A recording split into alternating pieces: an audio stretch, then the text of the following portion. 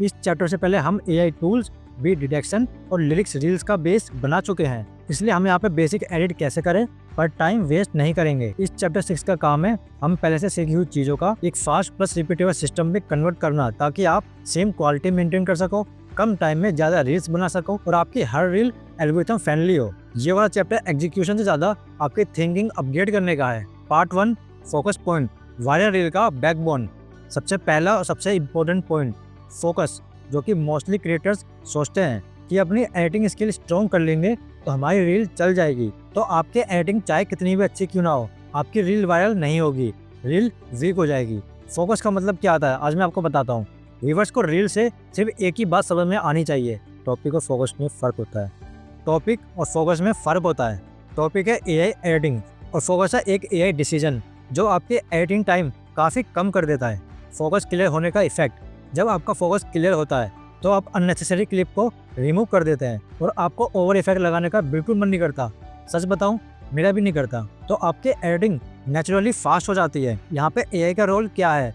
यहाँ पे AI editing नहीं करता, एआई यहाँ पर आपके कंफ्यूजन को कम करता है। एआई से पूछो इस रील में सबसे स्ट्रॉन्ग इमोशनल या क्यूरियोसिटी पॉइंट क्या है। अगर आप फोकस एक सेंटेंस में एक्सप्लेन नहीं कर सकते तो आपकी रील शो भी होगी और कंफ्यूजिंग भी। Part 2 angle of point. कब आता है एंगल? इसमें एंगल का मतलब होता है व्यूअर के दिमाग में आप किस डायरेक्शन से घुस रहे हो। सेम कंटेंट अलग एंगल, सेम कंटेंट अलग एंगल इक्वल टू अलग रिजल्ट। एंगल क्यों जरूरी है? एंगल क्यों जरूरी है? एंगल डिसाइड करता है हुक या टोन, कैप्शन का स्टाइल, एडिटिंग का फेस। अगर आपका एंगल क्लियर नहीं है तो आप बार बार कट चेंज करोगे, इफेक्ट को ऐड करोगे और रिमूव भी करोगे, जिससे कि आपका टाइम वेस्ट होता है। यहाँ पे हम समझेंगे स्ट्रॉन्ग एंगल का स्ट्रक्चर। हर स्ट्रॉन्ग एंगल 3 क्वेश्चन का जवाब देता है। मैं क्यों रुकूं, मुझे क्या मिलने वाला है, एंड तक देखने का रिवॉर्ड क्या है। एंगल को एग्जाम्पल से समझते हैं।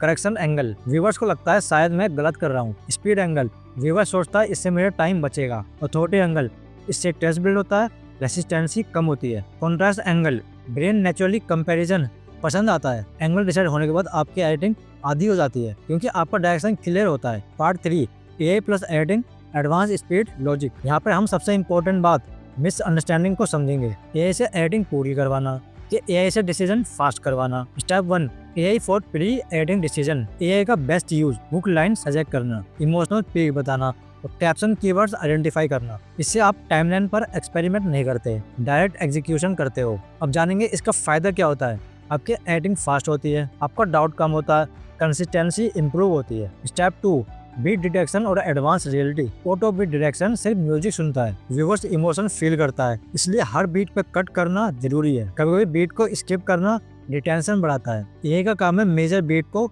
मार्क करना और ह्यूमन का काम है इमोशन टाइम को डिसाइड करना। पॉज, साइलेंस और स्लो मोशन भी बहुत पावरफुल होते हैं। पॉज, साइलेंस और स्लो मूवमेंट भी पावरफुल होते हैं अगर सही जगह पे यूज हुए हैं तो। Step 3 lyrics reel, deep understanding. Lyrics reel में लोग सिर्फ वर्ड फॉलो करते हैं। लिरिक्स रील में लोग सिर्फ वर्ड को फॉलो करते हैं, इमोशन को नहीं। लिरिक्स वाली रील में लोग सिर्फ वर्ड को फॉलो करते हैं, इमोशन को नहीं। लिरिक्स असल में एक इमोशनल ग्रैप होती है। एआई क्या करता है? इमोशन शिफ्ट आइडेंटिफाई करता है, एनर्जी राइज ड्रॉप बनाता है। एडिटर क्या करता है? विजुअल इंटेंसिटी कंट्रोल करता है, जूम, स्पीड, ब्राइटनेस को एडजस्ट करता है। गोल्डन रूल, हर लिरिक्स लाइन इक्वल टू एक इमोशन इक्वल टू एक विजुअल डिसीजन। अगर ज्यादा इफेक्ट लगाओगे तो आपकी रील में इमोशन नहीं आएगा बल्कि इमोशन डाइल्यूट हो जाएगा। Part 4 2x speed workflow. Professional creators fast इसलिए नहीं होते क्योंकि वो जल्दी काम करते हैं, बल्कि इसलिए क्योंकि वो पहले ही सोच लेते हैं। Time distribution explanation, 40+ clarity, focus plus angle, 20% script structure, 10+ recording,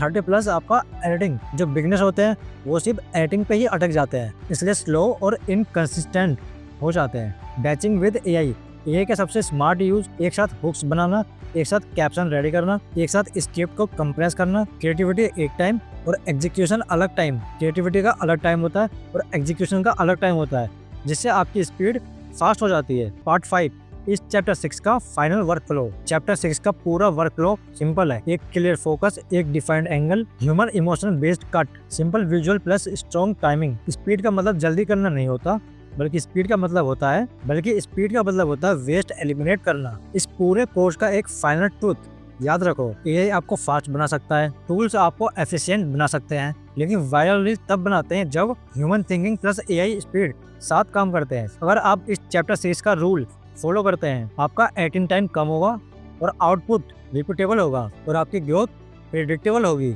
अगर आपको ये वाला वीडियो पसंद आए तो वीडियो को लाइक करिए, कमेंट में अपने सारे डाउट को क्लियर करिए कमेंट करके, और इस वीडियो को शेयर करिए उन दोस्तों के साथ जो एआई सीखना चाहते हैं, और चैनल को सब्सक्राइब करिए, बेल आइकन प्रेस कर लीजिए। मिलते हैं आपसे नेक्स्ट एपिसोड में, तब तक के लिए बाय।